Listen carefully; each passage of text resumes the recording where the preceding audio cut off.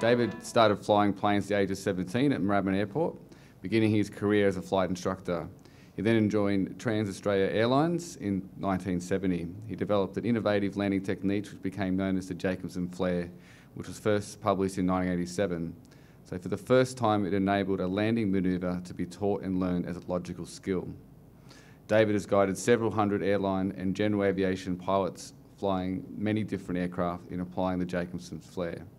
In 1997, the value of the Jacobson Flare was recognised by CASA, and by 2004, a specifically tailored version had been introduced by Qantas for training its pilots. Jacobson Flare iPad app was launched in 2014 and has been used by pilots in over 36 countries. In 2015, David was elected as a Fellows of the Royal Australian Aeronautical Society. Please welcome David Jacobson. Good evening, ladies and gentlemen. It's an honour to be invited to present this evening on understanding aeroplane landing techniques. We all have to start somewhere, and I started at Moorabbin like many of you. Student pilot licence, 1965, about March. I managed to achieve a restricted private licence by May of that year, a couple of months later. A couple of months after that, an unrestricted private licence, which helped me qualify for a Commonwealth Flying Scholarship, which existed in those days to help subsidise my commercial training. At that stage, I was still on L plates, driving. So Mum came with me in the car, our mum, on L plates and sat and knitted while I had a flying lesson. And of course, when I got my licence, I had to take a flying. So one day, in a Beach 23 Musketeer, just like that one, my mother was sitting in the right-hand seat and I was in the left-hand seat. We're accelerating down runway 35 at Moorabbin, now 35 left, I guess it is. The nose wheel was just coming unstuck at 50, 55 knots, and she grabbed my upper right arm here, both hands, really firmly, and said, "David, slow down, you're going too fast." That's the bad story about Mum. I'm going to tell you a good story about her later on. It's relevant. That covers the takeoff. But from the first lesson, I couldn't understand my instructor's insistence at wanting me to control the aeroplane on final approach by controlling the airspeed with elevators and rate of descent, path angle with power. The secondary effects of those controls made no sense to me, and yet that's what they wanted me to do. And many flying schools are still teaching that rubbish today. It was counterintuitive. The result was a roller coaster path, and then landing by trial and error made no sense either. Didn't pass the reasonableness test. And I couldn't imagine how airline pilots landed high, tall aeroplanes by guesswork. Thankfully, I was corrected by an English instructor, Jim Noonan, who was assistant CFI at Civil Flying School in those days. He suffered 3 of my night circuits ahead of trying to send me solo that evening. And finally he said, "Good God, David, has no one ever shown you how to fly a nice straight line to that aim point?" And I said, "Jim, aim point, what do you mean exactly?" "Oh dear," he said, "let's make this one a full stop, shall we? We'll go and have a nice cup of tea and talk about it." A cup of tea and half an hour. Primary effects of controls: pitching to aim the damn thing, power to control the speed, and I went solo that evening and haven't looked back. That eye path straightened out. Instead of being a roller coaster, it was a straight line, like a position line. And I knew enough by then to know that 2 position lines at least would give me a fix. And I remembered reading about the Dam Busters, the Skipping Bomb, 1943. If you've not seen the movie, grab it. It's fantastic. Not because of the war aspects, but because of the simplicity of what they did to achieve 2 things using triangulation. I pinched it. I haven't invented anything, I've just made a few connections here.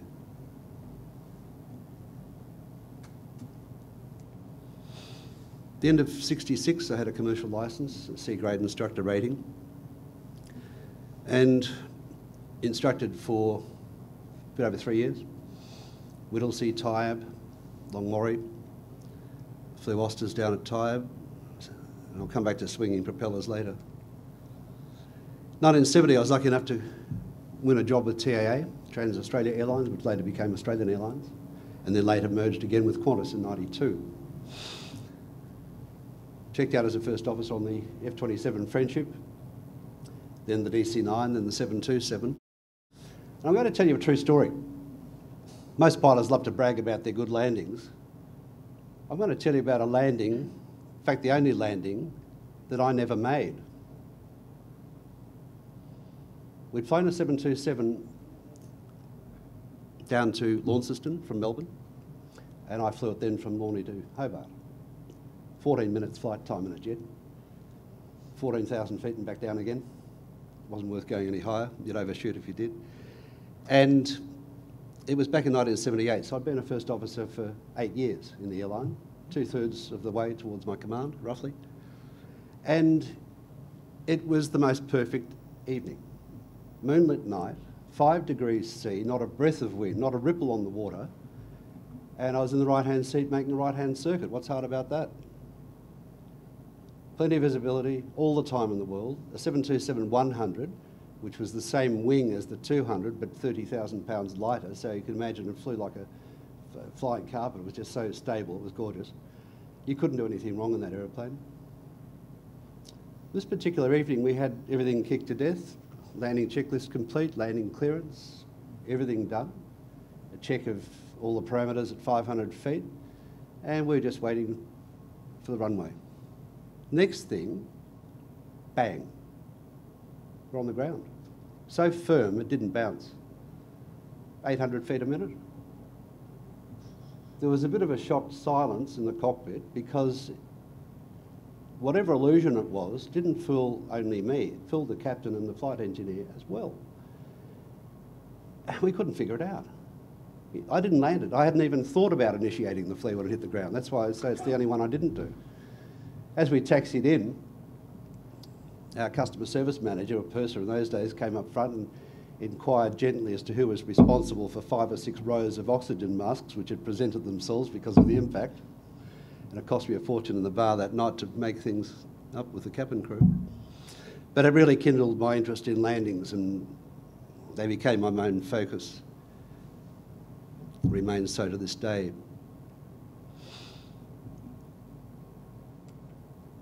'82, I achieved initial command on the F-27 again.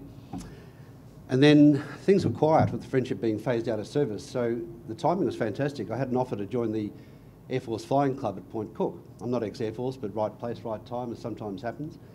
And around that time also, I was promoted to the DC-9 and became a DC-9 training captain. This put me in a really unique position because I was teaching people to land or fly, operate DC-9s around the countryside. Line training, not simulator work, that's the job of a check captain. Training captain is a line pilot who conducts on-the-job training. I loved that because it was real people, real time, real passengers, real everything, and still doing the normal airline job. At the same time, I was teaching people to land Tomahawks and 150s. And guess what? The problems were the same. The level of experience made no difference. The size of the aircraft made no difference either. So some research and a bit of mucking around in a beach musketeer like that. The other one, after it stopped raining one day, rekindled the idea from the dam busters. And I went searching, and that then occupied 2 years research between '85 and '87. I wrote a paper for an aviation symposium in Canberra at the end of that year, and the whole thing's now become known as the Jacobson Flare. It's not an ego thing. You can't patent a training technique or a formula, so by putting my name on it, it covered it. It's really funny because even my detractors still refer to it as the Jacobson Flare, so I get publicity by default. I always love sharing my experience, particularly in this key area, because it's the most neglected topic in aviation. In '88, I went on to the 737, the 300 and 400, and then later on the 800. Became a training captain on that aircraft, and then later a check and training captain. And '97, CASA invited me to present all this around the countryside, a series of flight safety seminars for that year, and that was quite rewarding too. Managed to get a ferry flight as a crew member on the first 800 that was delivered to Qantas, and retired finally from Qantas in 2010. Enough was enough. 40 years of airline flying was great fun, wouldn't have missed it, but enough. 2012, as was mentioned, I started getting this thing down. Instead of an 18-page paper, it's now equivalent of a 350-page book. 5 calculators and 6 video clips and so on, with the help of Jamie Durant, who I was hoping would be here tonight. In this presentation, we'll talk about large aircraft and small aircraft, because the problem is universal. From 1903, when the Wright brothers took off, the first pilots taught themselves through to World War I. And then flying training started to become a necessity. Back then, aircraft had no flaps, or very few of them did, and quite unreliable engines, so every landing was a potential forced landing. So glide approaches were commonly made.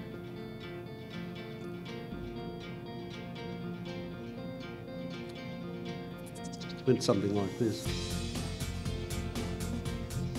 Pilots landed by trial and error, they still do. The ad hoc training methods of 1918 have been recycled ever since. And why?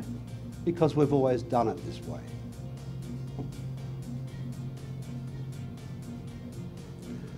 Modern aircraft and runways demand a stable approach. The basis of the Jacobson Flare is a pre-calculated visual fix.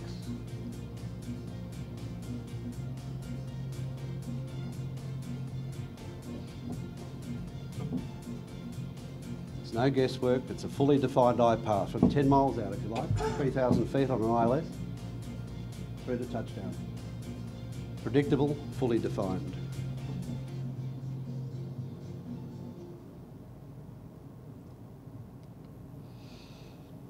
We've all had questions about our landings, I hope, from time to time.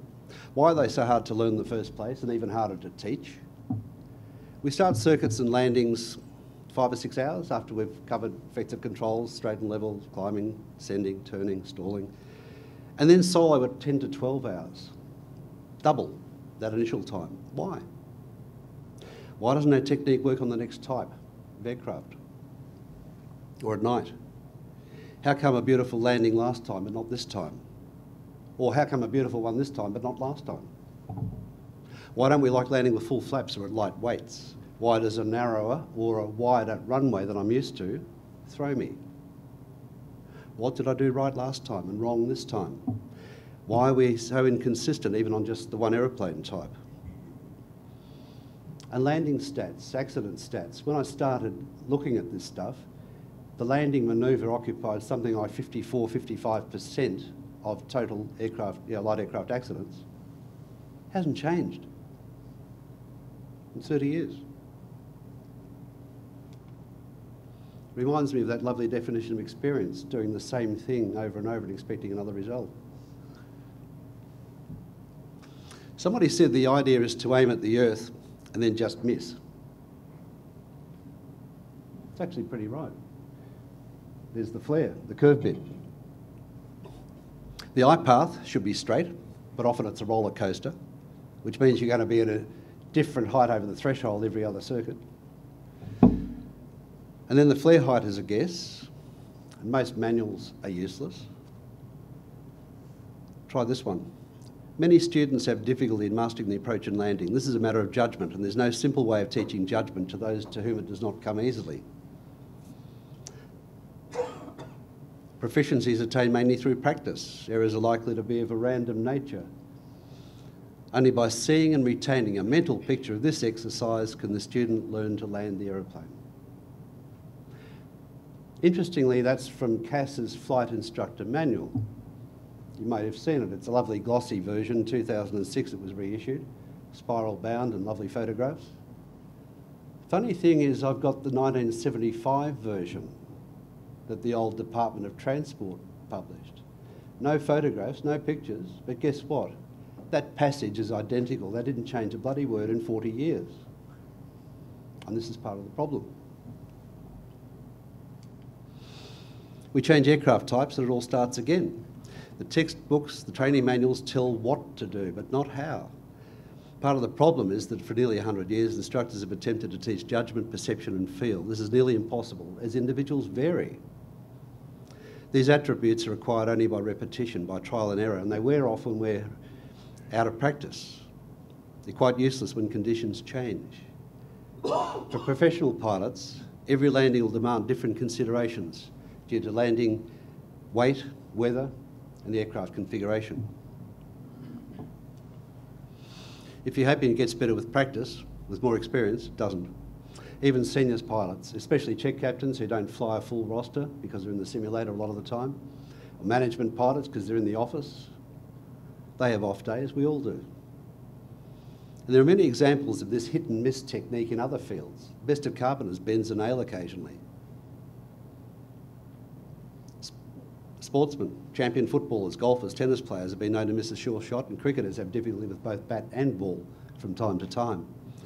Pilots rely on this same kind of judgment, perception and feel, or so the industry thinks. Now let's look at how we instructors have depicted the path. Every time I draw that profile on a piece of paper, I'll probably draw something similar to that, 20 to 30 degrees, and everybody does. It's in textbooks. Blackboards, whiteboards, computers. We've exaggerated the path angle for 100 years, and this has masked the reality, and it's muddled our thinking. It's not the correct path angle.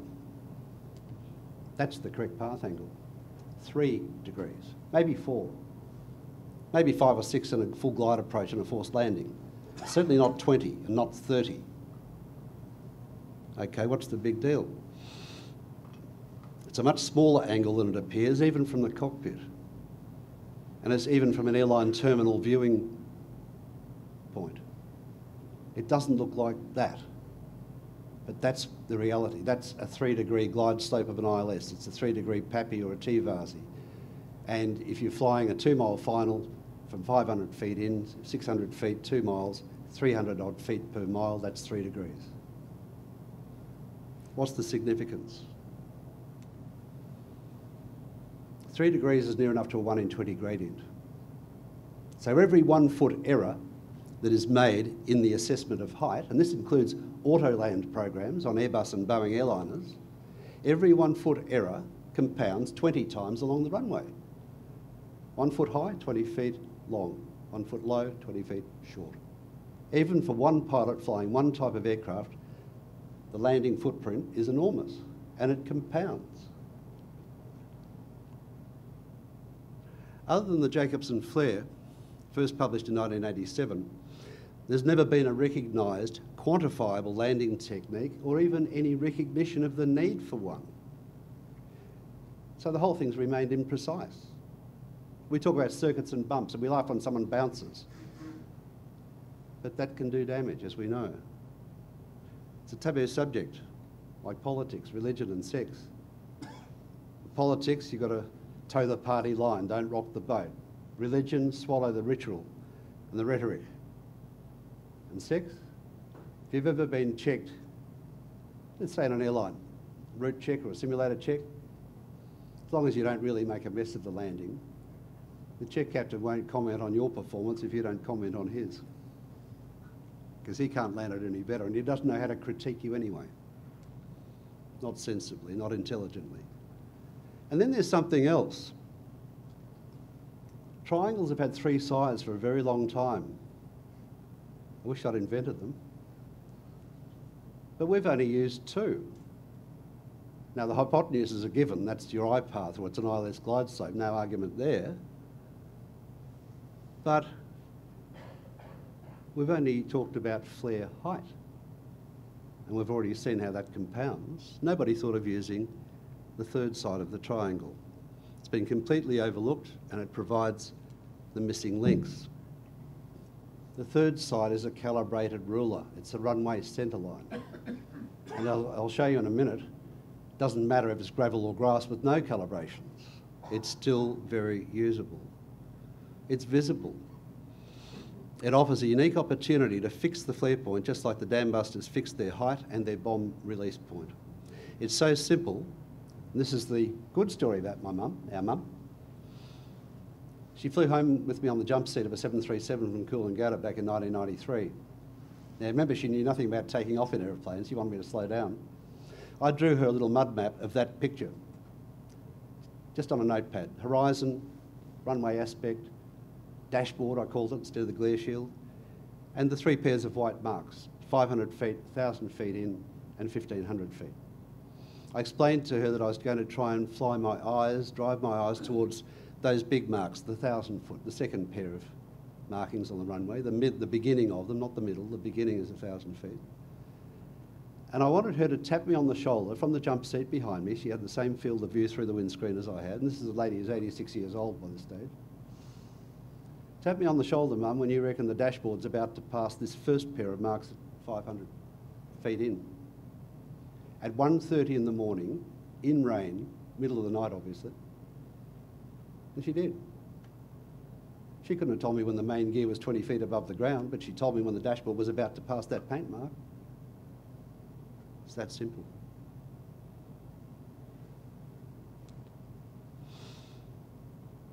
Think about the maths again.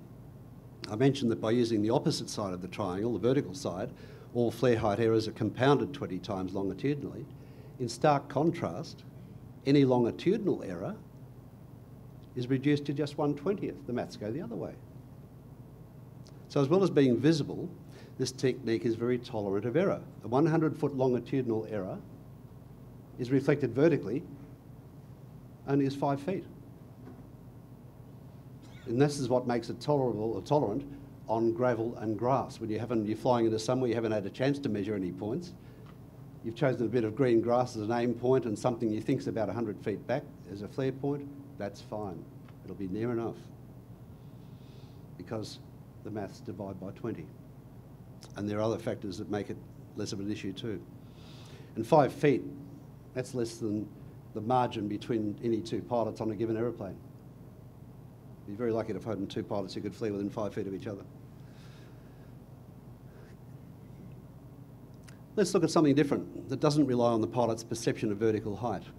A consistent landing flare fix based on 2 points and 2 position lines, an aim point and a flare cutoff point. This example is of a 737 landing at Melbourne, 1-6 into the south. This is the city out on the left, the tower on the right, stylised of course, but the perspective is accurate because it's traced off a video clip. It's not an ad hoc drawing, that's the perspective, and that's from the left-hand seat, the captain's seat. The aim point, as I've said, is the start of the 1,000-foot aim point, of the 1,000-foot paint mark, and Boeing recommend flaring the 737 when the main landing gear is 20 feet above the ground. Now, at 20 feet above the ground, have a look where the glare shield is, about to overtake the 500-foot marks. In other words, it's overtaking a point 500 feet back from the aim point. That's what I explained to my mother, and that's what she told me to flare on, and she was right. It offers a visible flare point, obviating the need to guess 20 feet, because that's very hard to do consistently, 24/7 around the world. Picture a 747 or an A380 crew. They fly to every continent, mostly through the night, and when they flare at 30 feet wheel height, the cockpit of the 747 is around 74 feet above the ground. That's the height of a 6-storey building. And you're trying to do that 24/7 with consistency, awfully hard to do, and that's why they don't. None of us can.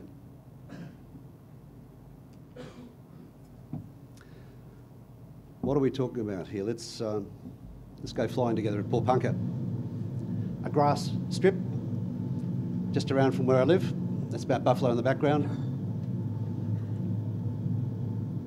It's a pretty ordinary turn on to final, but never mind. It's a 172 and 1.8 at Port Punker is slightly uphill. It's about 900 metres from memory. This particular day we might have had a couple of knots tail component, but rather that than land downhill. My aim point, it's not visible yet, but it will be as we get closer, was the start of a yellowish patch of grass. It was quite clearly visible. And we've superimposed a stylised version of the head-up display flight path vector, sort of thing I had on the 737-800, to clearly indicate where I'm aiming. And have a look at the relationship between the centre of that cursor and the leading edge of the glare shield, where the forward edge of the black panel stops at the base of the windscreen. And if you can, ignore the engine cowling, because in gliders and twins and jets you can't see that. I'm holding that relationship with the elevators,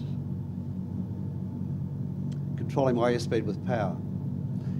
As we get in closer, you'll see the aim point. There it is, the yellowish grass. The flare point, a couple of pairs of white cone markers. As we overtake them, I'm starting to lift my line of sight progressively up the runway, over 4 seconds, reducing power.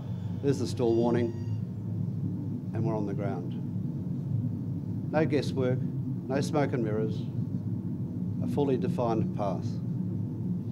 You've already seen the example of the 737, 500 feet between the 2 points. The 172 and many other light aircraft, about 100. 747, 777, A380, 1,000 feet. Every other aircraft is somewhere in that range.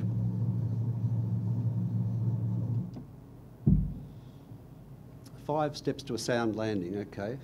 First, we need to understand what a sound landing is. My definition, an appropriate touchdown, appropriate, not necessarily smooth, in the right place. Because sometimes you need it on the ground at the expense of comfort. In a 37 knot limiting crosswind, for example. Somebody said once, there are 3 aspects to making really good landings. Unfortunately, no one knows what they are. It's an oldie but a goodie. But it's not true. There are 5 steps to a good landing. To make them, we need to know where to aim, how to aim, when to flare, how much to flare, how fast to flare, that is, the flare rate. About here and about now, no. Quantified. This process answers all 5. We start with the desired main landing gear clearance over the threshold. We've already said 3 degrees, 1 in 20, so if you want 10 feet over the threshold, the impact point, that is the point where the main wheels would hit the ground if you didn't flare at all, would be 200 feet in. It's not hard. And then you need to know that extra distance onto the aim point, because a lot of people think they're concurrent, they're not. The eye path is 5 or 6 feet above the wheel path for a typical light aircraft. And remember, we've exaggerated the path angle. It's not that angle, it's 3 degrees. And that distance is generally around, rough figure, 100 feet for light aircraft, 80 feet maybe for a Foxbat, 150 Tomahawk. Speaking of landing gear, the nose gear is not a landing gear, it's a nose support gear. Landing on it causes all sorts of dramas, from ground looping to porpoising and ultimately damaging or breaking with severe consequences to the propeller and engine and perhaps the entire aircraft. That extra distance is easily obtained by forming a parallelogram. You can see it's the sum of those 2 components, x1 plus x2. x2 is just the distance back to the wheels. x1 is the combination of the height of the pilot's eyes above the wheels and the glide path angle, both easily derived. It's hard to complete a sound landing from a bad approach. There are numerous examples, overruns in Asia, all sorts of airlines. They should never, ever happen. They're caused by personal ego, embarrassment from stuffing up and having to go round, but mostly by poor training and poor attitude. I call it press-on-itis, compulsion to get it on the ground and go home maybe, go to the pub, have a drink. These human factors have no place in aviation. The most important aspect of any landing is this. If you're not happy, go round. Get out of there. Have another go. The cost is minimal compared with the alternative. Qantas actually has a no-blame policy on this and many other topics. You go around in Qantas, there are no questions asked. They'll congratulate you. They actually ring you and say, good on you. They won't even ask why you went round necessarily. But if you don't go round and something goes wrong, there'll be a big kick in the arse. How to aim. A work cycle works really well. Just repeating a work cycle. Aim point, centre line, flight path angle, airspeed. The line of sight, that hypotenuse, centred on the aim point, which we can calculate. The main landing gear needs to track the centre line always, not the cockpit. Makes little difference in a Foxbat, makes a big difference in a 727 or bigger, because if you track the cockpit, and a captain did this to me once when I was a first officer, track the cockpit down his left-hand seat, down the centre line of 3-4 left at Sydney. And of course, when he's into a 30-odd knot crosswind, when he straightened up, guess where it straightened up on? Main gear, near the CFG, which was straddling the right-hand side of the runway. So we had the situation for a couple of seconds where the captain was over the bitumen and I was over the grass, and the flight engineer had a foot on each side of the runway edge. Until I looked at him and said, what are we going to do now? And he kept the wings level and just eased it across his rudder and put it on the ground. It wasn't pretty, but we got there. So if you're teaching anything, it's not the cockpit, it's the main gear that tracks the centre line. Flight path angle controlled with the elevators by holding the aim point relationship. Okay, question for you, quickly. What is that relationship? We've referred to it being constant, but what is it? Anybody? Commonly called a third of the way up the windscreen, but what is it? Why? Why 4 fingers? Okay. It might work, but it's not the reason, is it? It's not an answer. You're not wrong. You're not wrong. Anybody? Put you out of misery. The height of your eye level above the panel. That's all. If you were sitting so low, picture yourself downwind, flying straight and level. If you were sitting so low that your eye level was level with the top of the instrument panel, that's where you'd put the horizon, yeah? But you're not sitting that low, you're sitting up here. So what's the displacement? It's about that. That's where I'll put the horizon. Same thing on final. It's simply the design of the aircraft in the first place, and there are rules, regulations around the cockpit visibility requirements, cockpit lower visual cutoff angles and stuff like that. And then your physical stature, your height, and then any adjustment to the seat, if it's possible. That's what controls that relationship. Also flap angle, less flap, higher nose up, a bit higher, and airspeed. Slower speed, nose up, higher speed, nose down. That's all. The 4 fingers is right, a third of it might be right, a third of the way up the windscreen might be right, but that's the reason. It's just your vertical displacement. Finally, selected approach, speed, controlled with power and thrust, like any other vehicle. Skateboard, baby's pram, wheelbarrow, push faster, go faster. The inspiration for the Jacobson Flare came from the 1943 RAF dam busters' successful operation to breach the dam walls of several large and strategic water storage reservoirs in Western Germany using a skipping bomb. Amazing story. This 6-ton device spinning backwards had to be dropped precisely at night from a critical point back from the dam walls and from the incredibly low height of 60 feet, just 18 metres above the water, and at a precise airspeed to enable the bomb to skip like a stone over the water before sinking and settling back against the dam wall where the backspin held it there until a depth charge trigger, aneroid trigger device exploded the thing. And that 6 tonnes of explosive plus the water pressure, of course, did the rest. They broke 2 out of 3 dams. They used triangulation twice. This is the thing that appealed to me when I was 17, 18 at Moorabbin. Once I had a straight eye path. 2 position lines will give you a fix. There's the bomb site. Look through the eyepiece, the pins lined up on the anti-aircraft gun emplacements on the dam walls, different model for each dam. Bob's your uncle. You can release the bomb at the right distance back. So it fell the 60 feet, skipped the right number of times, spinning backwards, and sank inside the wall without skipping over it. Then they had problems flying. Imagine flying 60 feet above the ground any time, let alone water at night. Black, no idea where the ground is or water. They solved it with 2 spotlights, aimed to intercept each other 60 feet below the aircraft. If they weren't at 60 feet, you had 2 separate pools of light on the water. When you had a figure 8, 2 circles joined, 60 feet.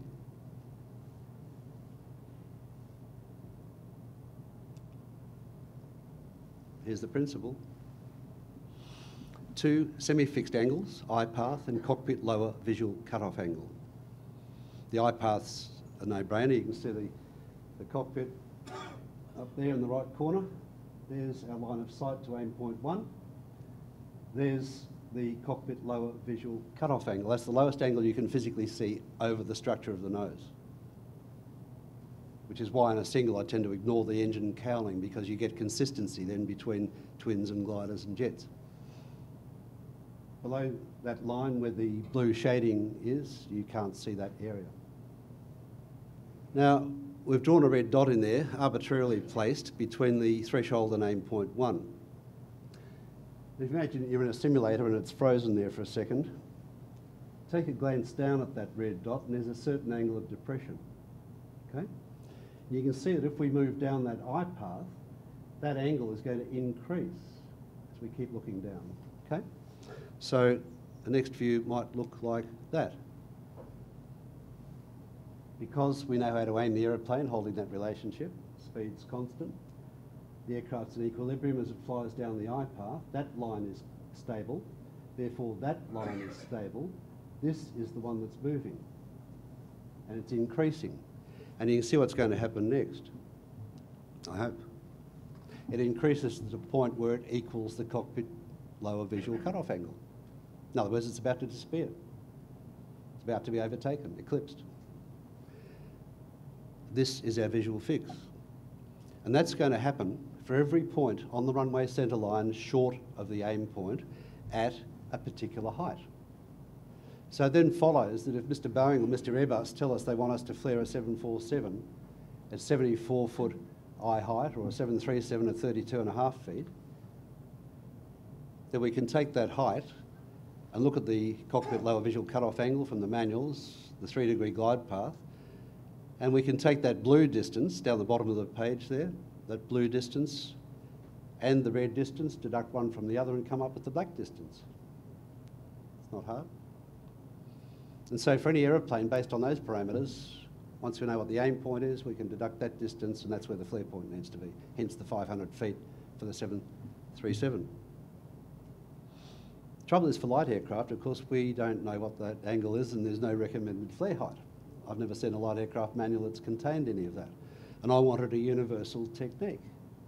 So I had to think again about that impact point, where the main wheels would impact the ground if you didn't flare at all. And guess what? It turned out to be within about 10% of the really accurate figure if we knew the flare height and the cutoff angle. I based it on calculations I did for those aircraft where I did know those parameters as well, and it was within 10%. Now, if you take, I'm talking 10% for a 737, for example, the accurate flare point's 500 feet back, the main wheel impact point is at 600 feet, 400 feet back. 100-foot error. 5 feet vertically. Doesn't matter, does it? And then scale that back to the size of a light aircraft, we're talking inches, millimetres, centimetres. So it's very usable. So we've got a universal technique. Flare point's fully visible, even at night in wet conditions. Remember, my 86-year-old mum was able to tell me. She could, anybody can. Calculators are in the app. There are formulas you can use manually or the calculator. There's the 491 feet for the, it's a bit obscure, a bit fuzzy, but 491 feet, that's where the 500 comes from. You can round it up, no problem. There's a flare point calculator for large aircraft and an aim point and flare point calculator for the smaller aircraft, and 3 other calculators to enable pilots to relate an ILS glide slope, threshold crossing height, or the minimum eye height at the threshold for a PAPI or a T-VARSI, relate that to the longitudinal visual aim point, 1,000-foot mark, for example. Because the aim point is king, white paint is always king, but I coined a phrase 30-odd years ago that the Department of ILS, PAPI and T-VARSI never speak with the Department of White Paint. There's no relationship between them, believe it or not. And they're vertical heights, and you're trying to relate it to a longitudinal. It's like apples and oranges. You can't. You've got to relate either both vertically or both longitudinally. Some very beneficial side effects become apparent. For each of these variations, a one-off correction to the flare height would normally be required. With less flap, say flapless in a light aircraft, or 15 flap instead of 30 on a 7.3, landing one engine or something, you'd normally have to flare a little higher because you're raising the attitude of the aeroplane. Not so apparent in a light aircraft, but a big aircraft, that if you raise the nose, the main gear is now lower beneath your eye level. So to flare at the same wheel height, you've got to flare at a higher eye height. And you're supposed to remember to do that? No one does. It happens automatically here, because when you change the body angle, you change the cut-off angle. So that predetermined cut-off point will disappear a little bit further back up the glide path. The only difference on the approach would be that the glare shield would be a little higher and therefore closer to the aim point than usual.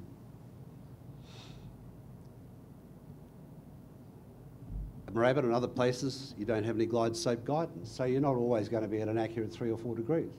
If you're steeper, you would normally need a higher flare height because you've got a bigger included angle to flare through.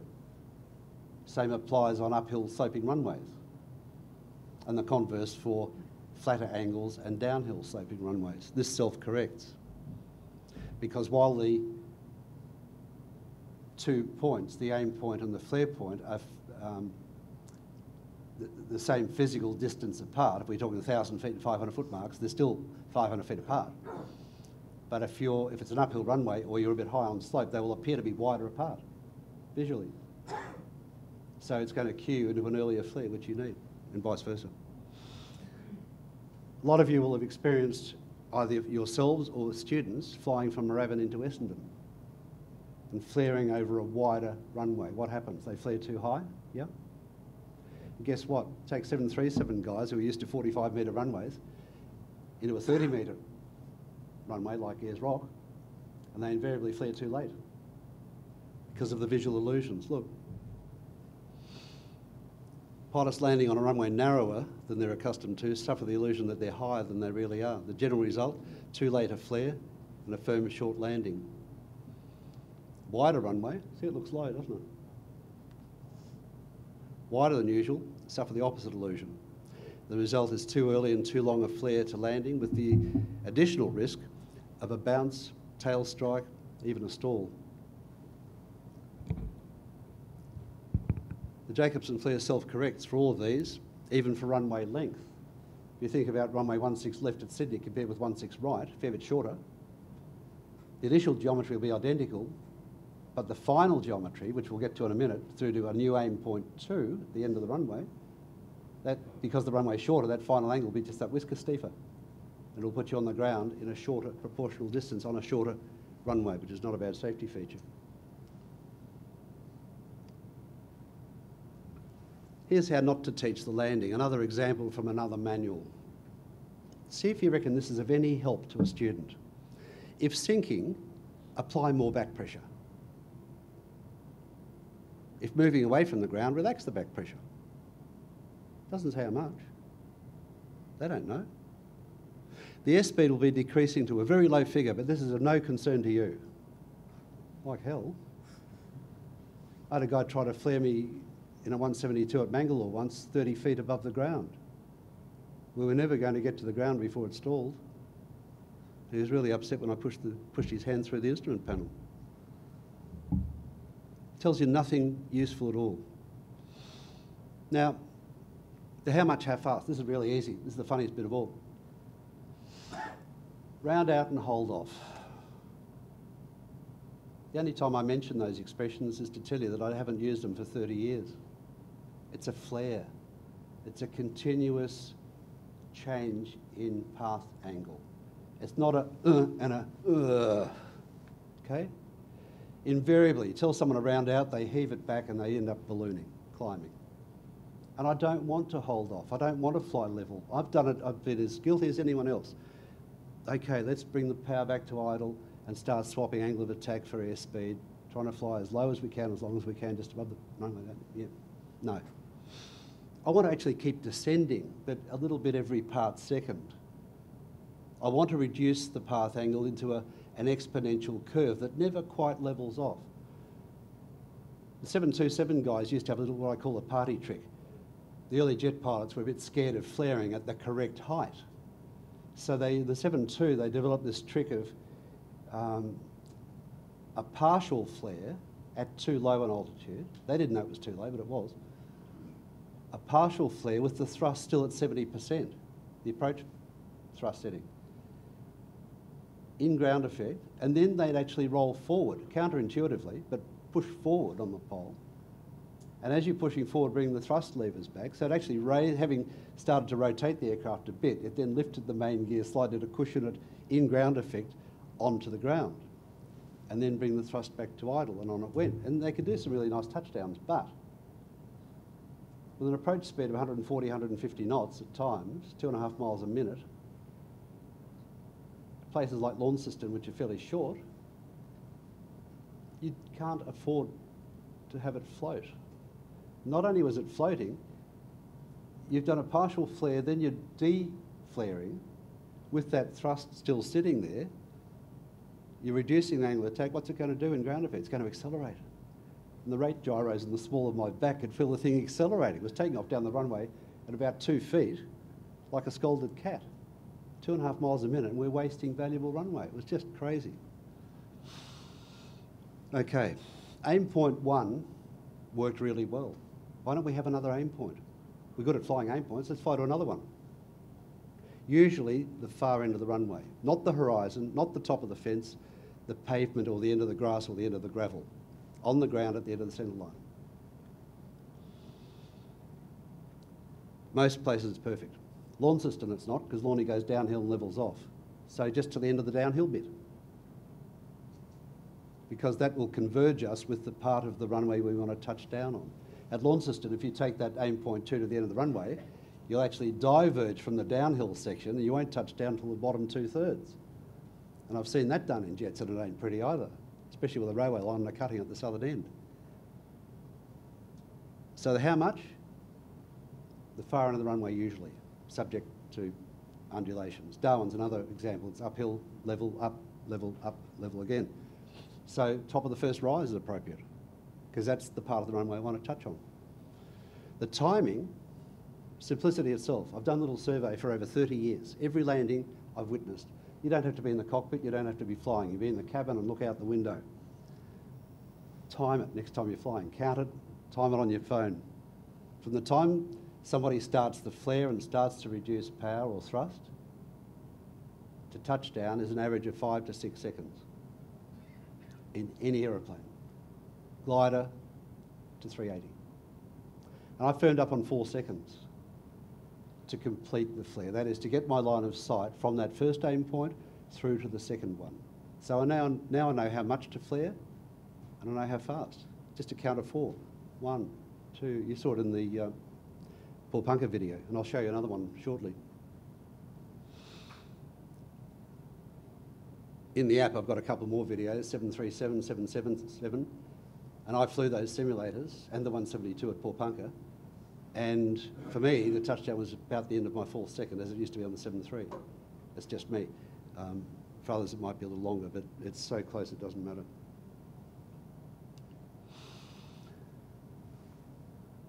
The flare fix of the new aim point 2, together with a standard 4-second flare, define a perfectly tailored exponential curve that reduces the eye and aircraft path angle, each part second, to nearly 0 degrees, because we don't want to float. We gently raise our line of sight with the elevators while reducing power to idle over a count of 4 seconds. We've said that. Just for interest, the greatest reduction in that path angle occurs in that first second. And then it slows down a bit because of the increasing distance between each second. I'll just come back to that for a sec.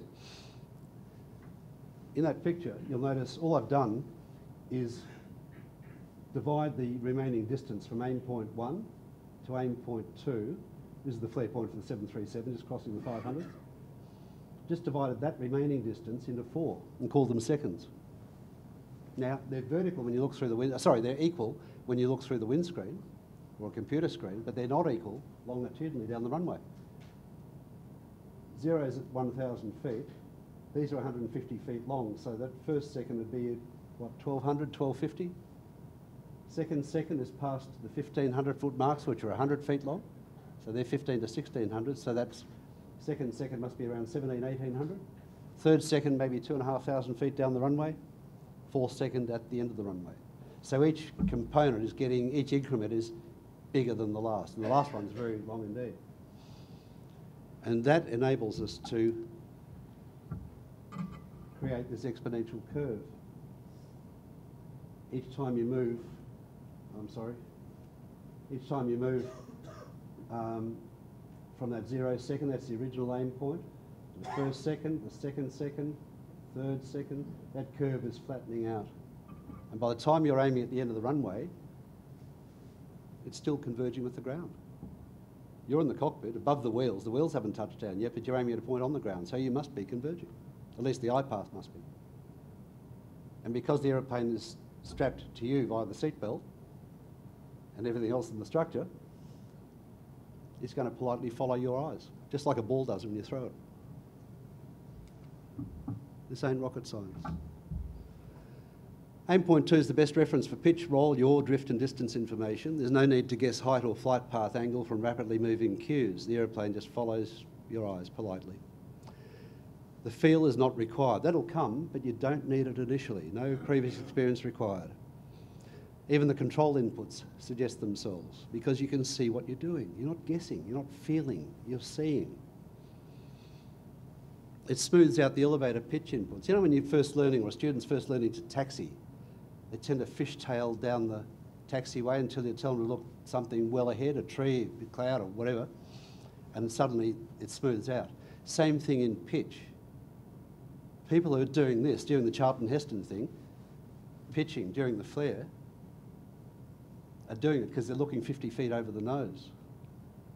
As soon as you go through to the end of the runway, that wiggle straightens out. It's amazing. Quite often the 7.3 I'd see guys doing this, and the funny part was, looking out the windscreen, the aircraft, because of its inertia, it wasn't even moving. They were just correcting their own corrections. It was hilarious. And because of the consistency of the visual fix, if that flare point was a plate glass window, we'd shatter it every time. So you're getting consistency. And because of the consistency, the judgment develops faster. Back in 1918, we used to swing propellers to start engines. Actually, I did that at Tybe in 1965 on Osters and Tiger Moths. Then we had electrical systems and starter motors. Now we have weather radar, RNAV, area nav, inertial nav, GPS, ground proximity warning systems, traffic collision avoidance systems, auto land. Aeroplane and engine design was revolutionised, the turbine, jets, pressurisation, etc. Everything else has moved on, except the landing. Peter talked about the way aircraft construction has grown and increased, but people learning to fly are still being taught the same way they were in the Royal Flying Corps in 1918, through tired old myths and legends and utter mumbo-jumbo. A lot of experienced pilots have said to me over the years, this is probably what we've all been trying to do without actually realising it. And I think that's true. They've just had their own light bulb moment. I've had people say to me, this is fantastic. Now I know how I did a good landing. It's not just for troubleshooting a bad one. Now I know how to do a good one, how I did that good one, I can do it again. And you can. A former very experienced RAF and RAAF pilot and CASA flight ops inspector once debriefed me following an instructor rating renewal. He said, thank you, you're the first pilot who's ever taught me how to land an aeroplane. We both knew what he meant, he wasn't joking. Everything else is about what to do, not how. The app's got a reference section highlighting topics that are underscoped or even ignored by the authorities, by training organisations, by aircraft manufacturers, and by airline companies, including seating positions in the cockpit, the importance of a standard seating position. There is a design eye point or an eye reference position. Runway markings, you've got a calibrated ruler. Why don't we learn how to use it? And if it's gravel or grass, it still works. The range of navigation approach aids and their limitations, ILS, VASI and PAPI, are nav aids. They're not the bee's knees. The aim point is still king. And the PAPI, for what it's worth, is the most useless nav aid I've ever used in an aeroplane. It's not visible beyond 4 miles in Australian broad daylight. with salt and dust on it. Everything looks pink. There's no distinguishing white from red. And there's only one aim point. The T-Vasi had 7 aim points. Anyway, the 5 interactive calculators are there in the app as well in that section. One more video. Let's land a 380. You all could land this aeroplane right now.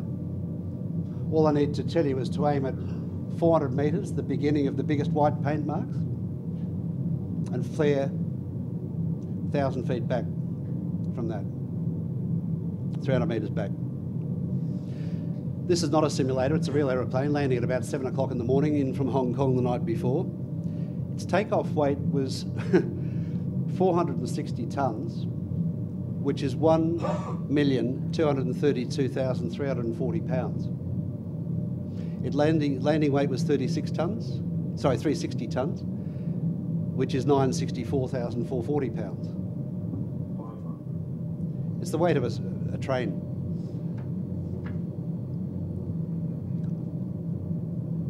I've put the vector in. The 380 doesn't have a head-up display like the 737 does, but you can't have everything, I guess. But again, you can see Gary's holding the relationship between the aim point and the glare shield. Nothing's moving. He's hand-flying it via the autopilot. See if you can pick the touchdown, because I can't. If you're ever going to video your own landing, this was a GoPro, he videoed it. Best landing he ever made in his whole life, he said, and he got it on tape. There's the aim point, there's the flare point. 1, 2, 3, 4 seconds. 1 second it's flying, the next it's not. And you just can't tell. He even gave me the flight data recorder printout of all the parameters of that landing. And even knowing exactly to the second from the raw timing on the raw video footage, when he touched down, we still couldn't see it on the screen. It's amazing. To conclude, Richard Bach is my favourite aviation author. He summed up beautifully the way I feel about flight instruction. Learning is finding out what you already know. Doing it is demonstrating that you know it. And teaching it is reminding others that they know it just as well as you do. And that's all I've wanted to do this evening, remind you guys that you know all this as well as I do. You just hadn't got there yet. This ends the presentation. I'd welcome your questions, and I'm offering a complimentary copy of the app to the person who asks the best question, and a couple of caps for the runners-up. You're also most welcome to contact me anytime. Happy to talk privately, afterwards, telephone, email, anytime.